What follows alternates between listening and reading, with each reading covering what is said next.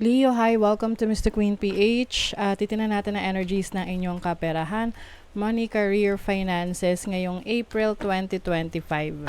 So if you're interested in private readings, meron tayong link sa description at sa pinned comment. Paka-check nyo na lang information kung paano mag-book for a private reading. And please subscribe to our channel to show your support. Like, share this video at comment na rin kayo kung kayo ay naka-resonate. Okay, so let's see. Leo, energies ng inyong kaperahan for April. B, oh, you're going to be busy. Busy as a bee. Ayan, very productive, no? I think ngayong April, magiging focus kayo sa mga goals ninyo. Talagang gusto nyo makita yung resulta nung inyong tinatrabaho, ng inyong pinaghihirapan. Okay? So, this can be your project, your career, your business. And dahil doon, no, you have this trajectory to success. So, ibig sabihin yan, yung iyong efforts na ginagawa para sa career mo, sa finances mo, sa business mo, meron tong, kumbaga naka-align siya sa success mo. So, nasa sayo, nasa mga kamay mo, yung success ng iyong career, trabaho, or ano man pinupurso mo sa iyong finances. Okay?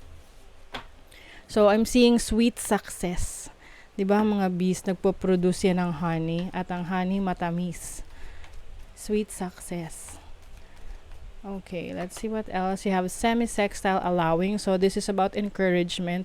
I think, mas na-encourage mo yung sarili mo na mas maging productive, na i-pursue yung mga goals mo at hindi ka nagpapadistract.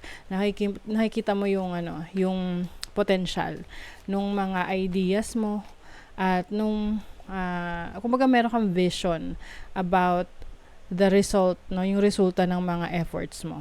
Oy! Leo energy, the lover. Ayan, you're going to be very expressive, creative, loving. So, I think you are tapping into your talents, your skill set ngayong April, na talagang gusto mong mas mapaunlad pa yung finances mo, yung trabaho mo, career path mo.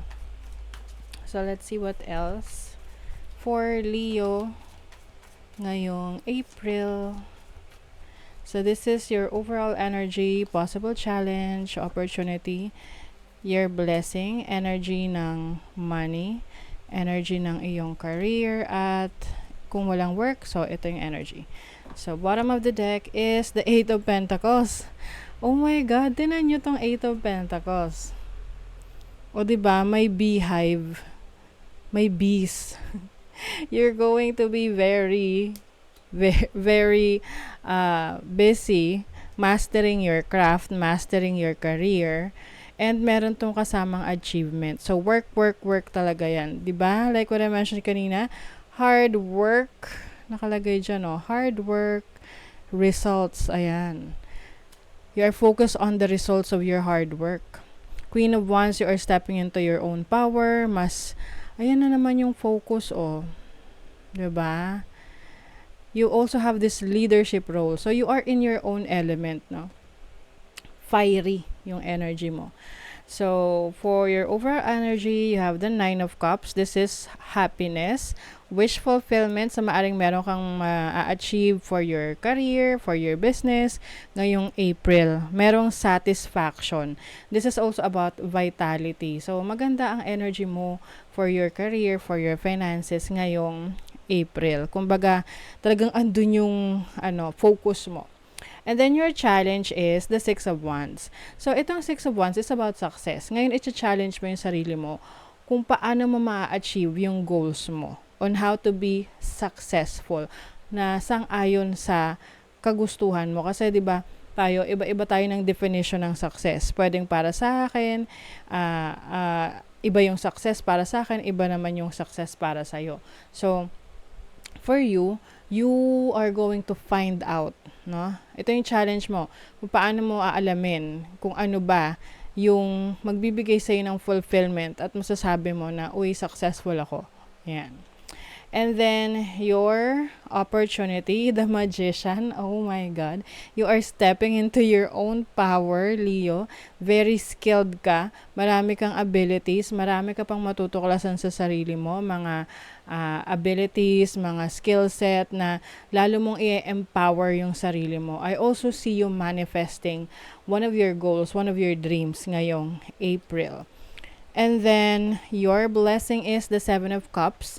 So, kahit na maraming opportunities sa'yo, mga nag-o-open na pwedeng opportunity sa bagong trabaho, business, or investments, ang blessing mo rito is, ano man yung mapili mo, kung saan ka man magbigay ng focus, ano man yung maging interest mo, you are going to be successful in that field.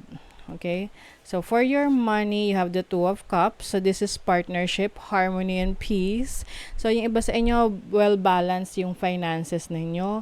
Maari ring meron kayong katuwang sa buhay na, you are sharing your finances together. Or meron kang business partnerships na ikaw ay nag-i-invest sa negosyo niya. And then, or vice versa. So, for your career, ayan, you are discovering new heights, you are discovering new opportunities. Exploration din to and moving on. So, pagdating sa career path mo, maaring you are in the process of moving to a new career, moving to a new department, moving to a new company. So, there's movement. And then, for your, kung wala kang work, Five of Wands, may competition. I think, ito yung, for some of you na sa ngayon walang work, walang source of income, you're going to challenge yourself. May mga times lang na talagang, naikukumpara mo yung sarili mo sa iba na kung magagawa mo lang sana to, kung ganito, ganyan. So, you really have to take action, make some changes. Kasi ang 5 is also about changes, shaking things up. Okay? Challenging yourself to do better, to do more things.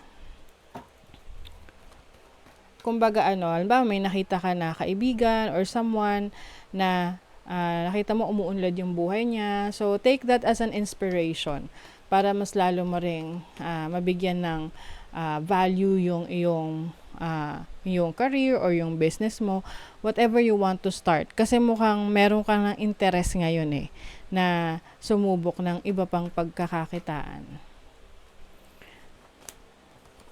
Yung iba sa inyo, meron kayong kakayanan na magturo, mag-share ng knowledge nyo, ng skill set nyo. You can be a teacher, you can be a mentor, a coach.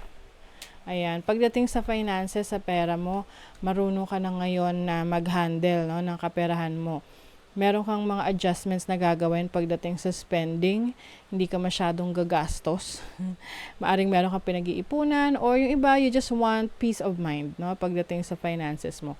And you're going to be very determined. Sabi rito, consistency is the key in achieving your goals. Yes, tama naman.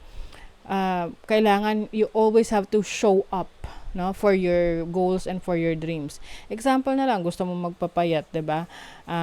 Syempre, kailangan present ka lagi pagdating sa mga task na kailangan mong gawin para magpapayat, 'di ba?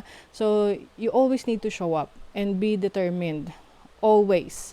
Kasi, eventually, lalabas yung resulta nung pinagpaguran mo, pinaghirapan mo. Some of you, meron kayong career or business na nagawa nyo in the past na pwedeng bumalik yung opportunity na yan sa inyo ngayong April. Or meron kayong magta-tap in kayo sa dati nyong abilities or skill sets, strategies, techniques na magagamit nyo ulit ngayon para sa career nyo, business ninyo. Inherent wisdom is emerging at this time. Watch it and ready yourself for a rebirth. So, there's a brand new you. There's a new person na merong lakas ng loob at focus, determination na ma-achieve yung mga goals niya. Feel and allow a deeper sense of peace to fill you now. This is a divine quality. Yes.